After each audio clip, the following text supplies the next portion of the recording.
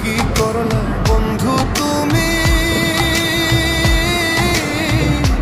নয়ন জলে ভাসি আমি রে, তোমার লাগি কানতে কানতে দুই চোখ নদী হইল রে, তোমার লাগি কানতে কানতে দুই চোখ নদী হইল। আমরা যে ওই জায়গায় আইছিলাম একবার, আসে ওই জায়গাটা টলার নিয়ে তল দেখগুলো ওই পাশে গেছিলাম।